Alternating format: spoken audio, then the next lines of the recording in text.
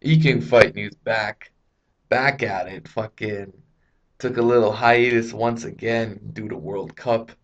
I've been on that shit, and it's still going down, Germany versus Argentina. But yo, shout out to your boy Ego.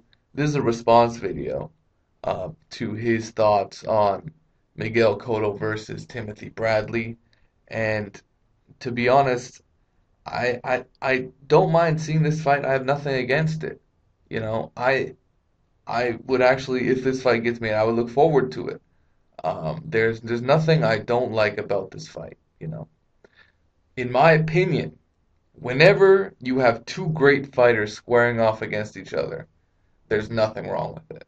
There's nothing wrong with it. I don't care if one guy's coming off a loss, and I don't care if one guy's a middleweight and one guy's a welterweight.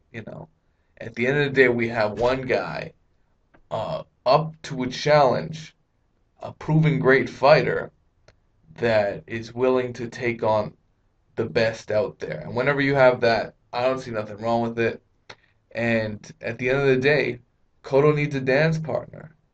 He needs a dance partner, and guess what? As much as you uh, would want to see him against a guy that's a true middleweight, a Curtis Stevens, a Gennady Golovkin, a Peter Quillen, Miguel Cotto is probably uh, for him, he only wants big paydays. We know that. For him, he doesn't want to fight a contender. He doesn't want to fight a Triple G only to make Triple G a star. He wants to be on pay-per-view fighting a popular type opponent for big money. And the only other proven, uh, or a guy that Bob Arum has on his roster that has been on pay-per-view multiple times, other than Pacquiao, is guess who? Other than Marquez, is guess who? Is Timothy Desert Storm Bradley.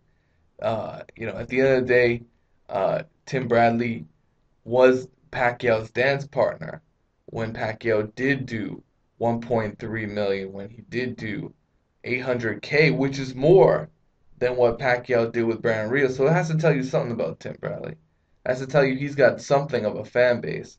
And I don't know, I thought the word on the street was Miguel Cotto was not in a rush to fight Tim Bradley. So I don't know if this is going down either, but I don't mind seeing it. I don't mind seeing it. I'll tell you why. I'll bring up a historical example.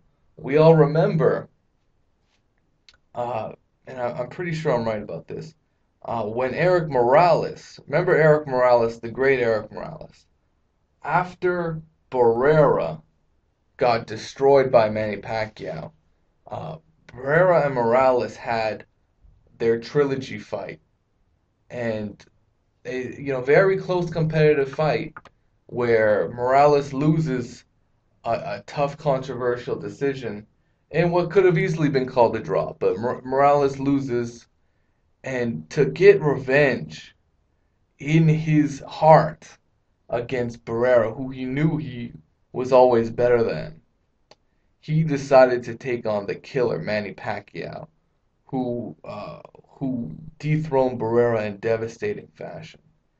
And considering uh, Morales making a bold move coming off a close defeat, one would think that Morales might be washed up. One would think Morales might not have it left in the tank to face a young, hungry opponent in his prime. But who's the young, hungry opponent when Tim Bradley faces Miguel Cotto? I believe Tim Bradley's the younger fighter here. Tim Bradley is a world class fighter. He's an intelligent fighter, and he's someone that has the skills to hang in there with a guy like Miguel Cotto, and more so, maybe more so than other middleweights like Curtis Stevens or Peter Quillen. Maybe Tim Bradley can put up a better fight. Now we don't know. We don't know because these guys have not been in the ring. But and we also don't know how Tim Bradley would take a Miguel Cotto shot because those left hooks from Pavanikov had him fucked up. I'll tell you that much. But if Tim Bradley is on his A game And you know, Tim Bradley really has to go back because I have not seen the Tim Bradley that fought guys like Devin Alexander and fucking Carlos Luis Abrego. I haven't seen that Tim Bradley in quite a while.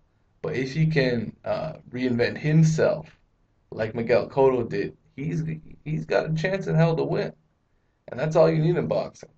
So I don't mind the fight.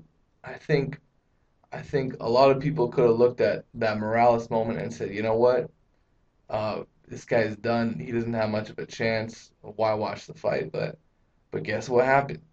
That was one of Pacquiao's um, greatest fights in a way. You know, it was a great fight, no matter how you look at it. And and Pacquiao lost a tough, controversial, close decision. And you know what? If Tim Bradley can take Miguel Cotto's shot, I think he could be right there with Miguel Cotto. He can be right. He's faster than Miguel Cotto. Uh, Footwork is about even. You know, Miguel Cotto showed improved boxing ability. Um, Miguel Cotto also has Freddie Roach in his corner, someone who Tim Bradley has faced many times as his opponent's trainer. So there's a lot behind this fight. There could be a built-in storyline based on the Freddie Roach Joel Diaz rivalry. And I don't know. I like the fight, but at the same time, I can understand Eagle's point of view. But I like the fight. I would like to see it happen, and I want to see Tim Bradley get right back in there and show he's got the guts and the heart of a champion. You know, because I'm pretty sure he does. I'm pretty sure he can actually go in there and give a great fight, and this would be an absolute barn burner. That's why I like the fight.